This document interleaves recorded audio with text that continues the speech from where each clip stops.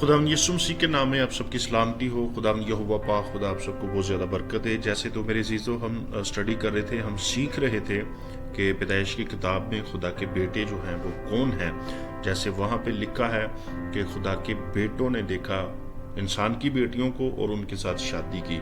और फिर हम अय्यूब की किताब उसके पहले बाब की 6 आयत में पढ़ा था कि खुदा के बेटे आए कि खुदा के हुजूर हाजिर हों। फिर अय्यूब की किताब उसके दूसरे बाब की 1 आयत में भी यही बात लिखी थी कि खुदा के बेटे आए कि खुदावंद के हुजूर हाजिर हों। अब खुदा के बेटे जो बाइबल में बार बार जिक्र किया गया है, इस पर 2 ख्यालात में बयान कर रहा था कि 2 ख्यालात पाए जाते हैं। एक लोग कहते हैं कि वो बेटे जो हैं वो बेसिक सेत की जो नस्ल थी, रास्तबाज जो लोग थे, उनको खुदा के बेटे कहा गया है। और एक गुरु कहता है कि जो बेटे हैं पैदाइश 6 बाब में वो बेसिक फरिश्ते थे जिन्होंने इंसानी औरतों के साथ शादियां की और बाद में उनसे जबार पैदा हुए। हम इन दोनों चीज़ों को स्टडी करेंगे बाइबल मुक़द्दस में कि कौन सा ख्याल जो है वो बाइबल के मुताबिक दुरुस्त है।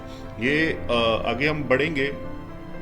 एक और हवाला यहाँ पर जो हमें मिला है, ज़बूर की किताब है, ज़बूर 89 है और उसकी वर्स नंबर 6 है। ज़बूर 89 आयत 6 है। लिखा है, For who in the heaven can be compared unto the Lord? Who among the sons of the mighty can be liked unto the Lord? इसी आयत को उर्दू में पढ़ लेते हैं। क्या है लिखा है, क्योंकि अफलाक पर खुदावंद का नज़ीर कौन है, फरिश्तगान में कौन खुदावंद की मानिद है। अच्छा, यहाँ पर लफ्ज़ उर्दू में फरिश्तगान है और इंग्लिश में क्या है, इंग्लिश में द सन्स लफ्ज़ आया है। इंग्लिश में सन्स लिखा है और उर्दू में फरिश्तगान है। इंग्लिश में लिखा है among the sons of mighty, ठीक है, और उर्दू में क्या लिखा है, फरिश्तगान में कौन खुदावंद की मानिद है। सो मेरे अजीजों, इस आयत को जब हम पढ़ते हैं तो एकदम से सियाकुसबाक जो है वो सारा तब्दील हो जाता है। और बेसिक अगर फरिश्तों को खुदा के बेटे कहा गया है तो इब्रानियों का जो खत है, जो इब्रानियों के खत में लिखा है, उसके पहले बाब की 5 आयत में जो बात लिखी है, इब्रानियों पहले बाब की 5 आयत में लिखा है, क्योंकि फरिश्तों में से उसने कब किसी से कहा कि तू मेरा बेटा है, आज तू मुझसे पैदा हुआ, और फिर ये कि मैं उसका बाप हूँगा और वो मेरा बेटा होगा। इस आयत को लेकर यानी कि फरिश्तों को खुदा के बेटे कहने वाली जो स्टडी है उसको रद्द किया जाता है कि ये आयत जो है कि खुदा ने कभी किसी फरिश्ते को बेटा नहीं कहा। तो फिर जो अय्यूब की किताब में लिखा है पहले बाब की 6 आयत में, वो कौन से बेटे थे? वो ज़मीनी तो नहीं थे, वो तो आसमानी थे। फरिश्तों की बात उस जगह पर की जा रही है। और फिर अय्यूब की किताब दूसरे बाब की 1 आयत में यही बात लिखी है। और फिर अभी हमने जो ज़बूर 89 उसकी 6 आयत में पढ़ा है कि फरिश्तगान में से कौन खुदावंद की मानिद है। और इस आयत को लेकर जो सियाकुसबाक को तब्दील करने की कोशिश की जाती है, इसका बेसिक मतलब क्या है? इसका बेसिक मतलब यहाँ पैदा होने की बात की जा रही है। फरिश्तों को लकबी तौर पर खुदा के बेटे कहा गया है, पैदाइशी वो खुदा के बेटे नहीं है।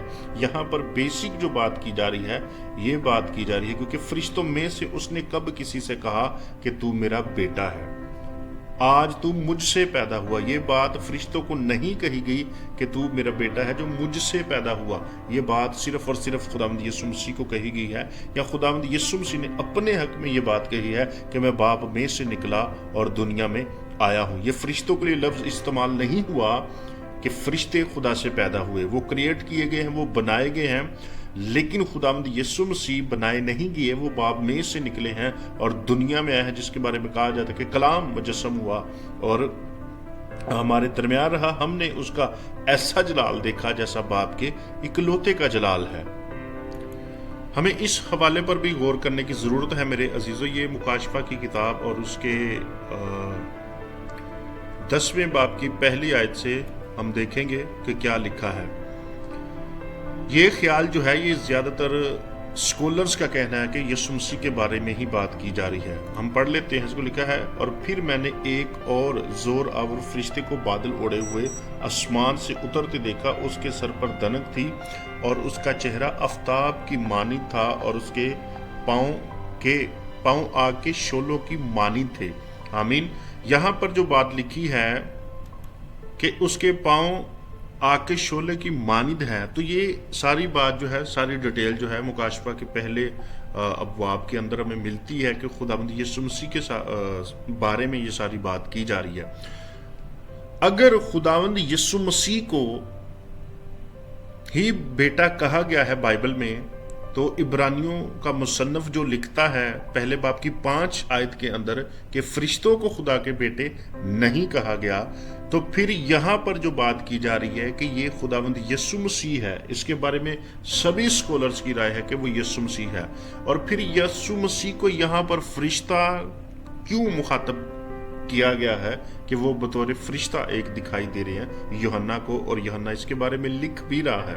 یہاں پر لکھا ہے، پھر میں نے ایک اور زور آور فرشتے کو۔ اب ان دونوں باتوں کو ہم نے خود ہی جاننا ہے، پرکھنا ہے کہ کس طرح بائبل کے سیاق و سباق میں رہ کر ہم نے بائبل کو دیکھنا ہے کہ یہاں پر عبرانیوں کے خط میں کہا جا رہا ہے کہ فرشتوں کو بیٹا نہیں کہا گیا، لیکن یہاں پر یسوع مسیح ہے اس کو فرشتہ کہا گیا ہے۔ لیکن یہ ایسے نہیں، بیسک جو عبرانیوں کے خط کی بات کی جا رہی ہے وہ تخمی یعنی کہ پیدائشی طور پر جو ہے اس کی بات کی جا رہی ہے میرے عزیزو۔ اور مین جو مقصد ہے ہمارا، خاص کر کے اس موضوع کو ہم نے مد نظر رکھنا ہے جو خداوند یسوع مسیح نے بات کی ہے کہ میرے آنے سے پہلے نوح کا دور اور لوط کا دور جیسا تھا ویسا ہوگا۔ بیسک ہمارا مقصد سیکھنے کا بائبل کو وہ ہے کہ ہم نوح کے دور کو سٹڈی کریں اور لوط کے دور کو سٹڈی کریں۔ آگے ہم اگلی ویڈیو میں سیکھیں گے کہ فرشتوں نے شادیاں جو کی ہیں، فرشتے کس طرح شادیاں کر سکتے ہیں، کہ بائبل اس کی تصدیق کرتی ہے یا نہیں کرتی ہے۔ ویڈیو زیادہ لمبی نہ ہو اس لیے میں اس ویڈیو کو یہاں پر کلوز کر رہا ہوں، اور میں اس بات کے لیے خدا کا شکر گزار ہوں کہ جو لوگ اپنا قیمتی وقت نکالتے ہیں، ویڈیو کو دیکھتے ہیں، کلام کو سنتے ہیں، تو اس چینل کے ساتھ جڑے رہیے گا۔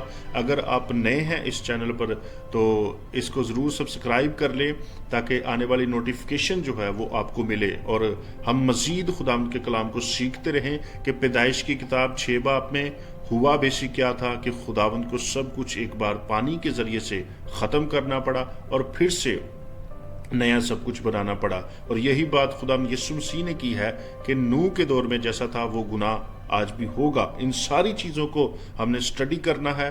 خداوند آپ سب کے ساتھ ہو، ہمیشہ خداوند میں بڑھتے رہیں، کلام میں بڑھتے رہیں۔ آمین۔